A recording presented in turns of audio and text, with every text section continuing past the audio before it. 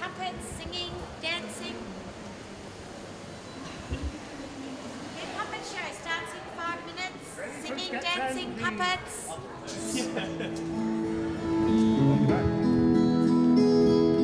Take a little wander if you dare.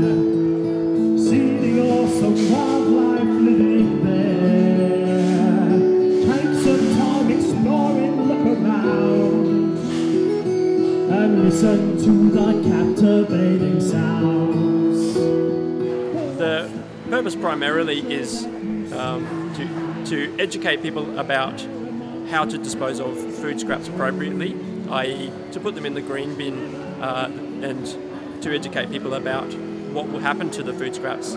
One of the best ways is with something that's fun and appealing to children, a puppet show. So that was my idea in initially discussing with Port Adelaide Council, was a puppet show that could present this material in a fun way. Oh, quiet Barry, I think someone's coming. Hungry, it's your almost favorite word. Hungry for that special kind of taste.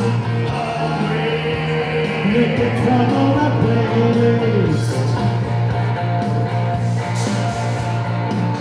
They have the fridge pie that don't go shopping until they've used everything up in the fridge. People used a lot of their scraps to make soups and stews. When I was around about 10 years old, I went to a show with my mum and ended up on stage interacting as a part of the show, and I was absolutely, definitely affected and inspired by that experience of being on stage and realising that there are people out there that want to see performances of art.